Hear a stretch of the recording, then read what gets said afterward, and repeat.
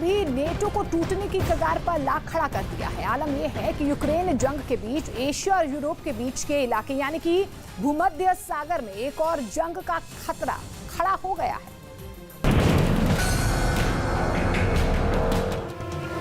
तुर्की एक ऐसा देश है जो यूरोप और एशिया में फैला हुआ है, लिहाजा तुर्की को यूरोप और एशिया के बीच का ब्रिज और बैरियर दोनों कहा जाता है।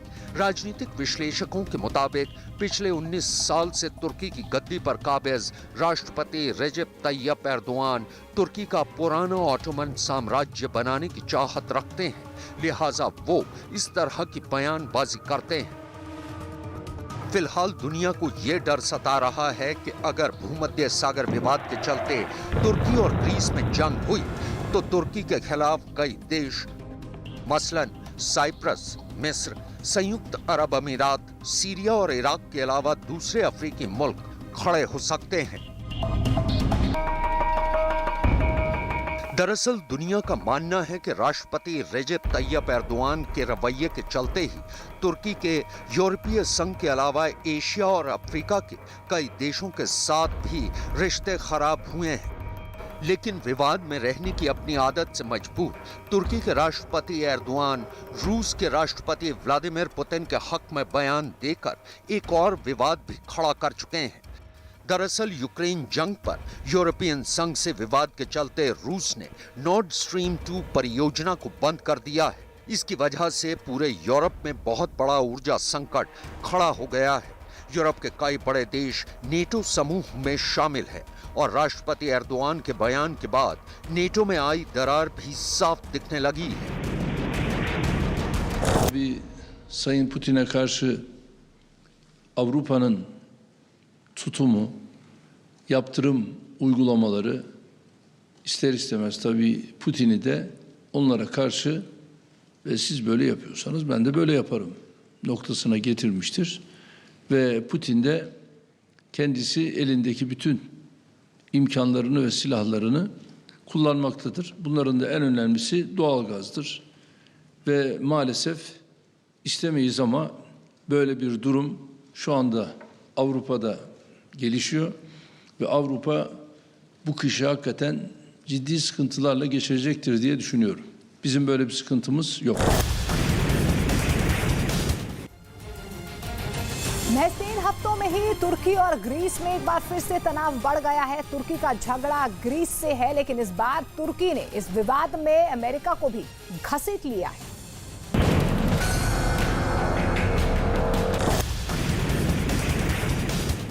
हैरानी तो इस बात की है कि नेटो में शामिल होने के बावजूद तुर्की ने रूस पर नेटो के लगाए एक भी प्रतिबंध को लागू नहीं किया है और इसके ठीक उलट यूक्रेन जंग के दौरान रूस और तुर्की के बीच साझेदारी और भी मजबूत हुई है। ये सच है कि दुनिया को खाद्यान्न संकट से निकालने के लिए तुर्की की मध्यस्थता के बाद ही रूस ने अनाज से भरे जहाजों को यूक्रेन से बाहर जाने दिया था। लेकिन ये भी एक सच है कि तुर्की ने रूस को अपने एयर स्पेस का इस्तेमाल करने की इजाजत दी, जबकि रूस के विमानों पर दूसरे यूरोपीय मुल्कों ने उनके एयर स्पेस में आने पर प्रतिबंध लगाया हुआ है। इतना ही नहीं, अब तो राष्ट्रपति एर्दोआन खुलेआम बिना अमेरिका का नाम लिए पश्चिमी देशों पर यूक्रेन को जंग के लिए भड़काने का इल्जाम तक लगा चुके हैं।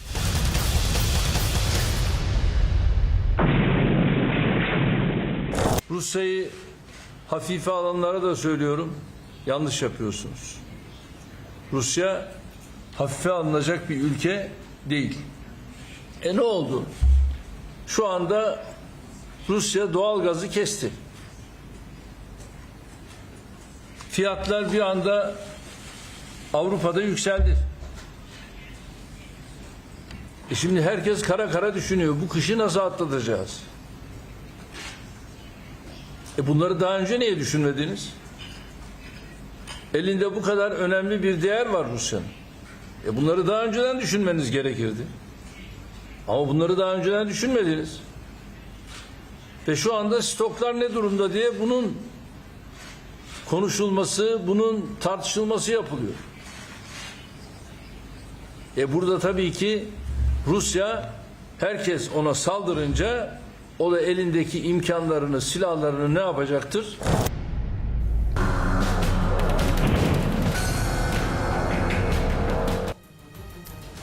राजनीतिक विश्लेषकों का ये मानना है कि राष्ट्रपति एर्दोआन अपने फायदे के लिए कभी रूस की तरफ जाते हैं तो कभी नेटो की तरफ लौटते हैं। दरअसल राष्ट्रपति एर्दोआन अपने फायदे के लिए सौदेबाजी करने पर तुले हैं।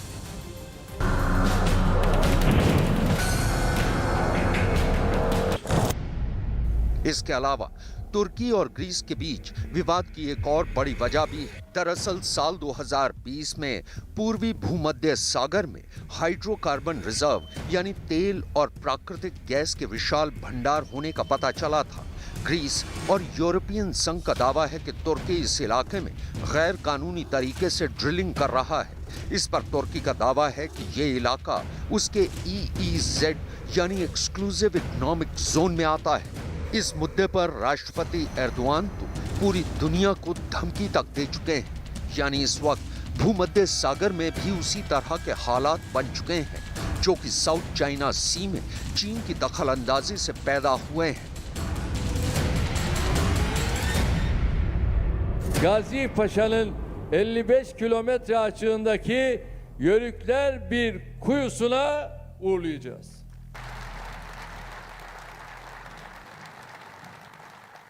Akdeniz'de yaptığımız arama ve sondaj çalışmaları kendi egemenlik alanlarımızdadır. Bunun için kimseden izin veya icazet almaya ihtiyacımız आलम यह है कि नेटो के बड़े देश फ्रांस और जर्मनी भी राष्ट्रपति एर्दोआन के रवैये के चलते उन्हें नापसंद करते हैं। हाल ही में जर्मन फेडरल पार्लियामेंट के उपाध्यक्ष वोल्फगैंग कुबिकी ने तुर्की के राष्ट्रपति एर्दोआन की तुलना सीवर के चूहे से कर दी थी। दरअसल जर्मनी में प्रांतीय चुनावों में अपनी पार्टी के कैंपेन के दौरान वोल्फगैंग कुबिकी ने कहा था कि सीवर के चूहे एर्दोआन की वजह से जर्मनी अब उनके देश आ रहे शरणार्थियों को जगह नहीं देना चाहता।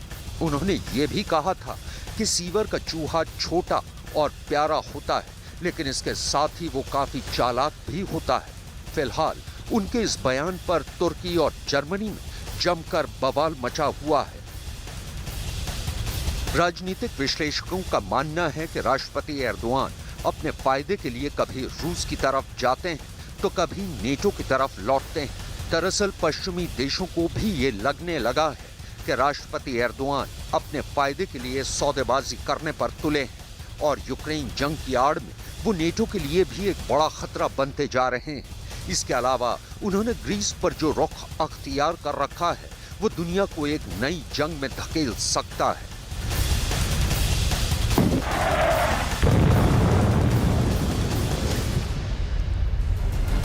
और इस बीच पंजाब से बड़ी खबर आपको बता दें, सिद्धू मूसेवाला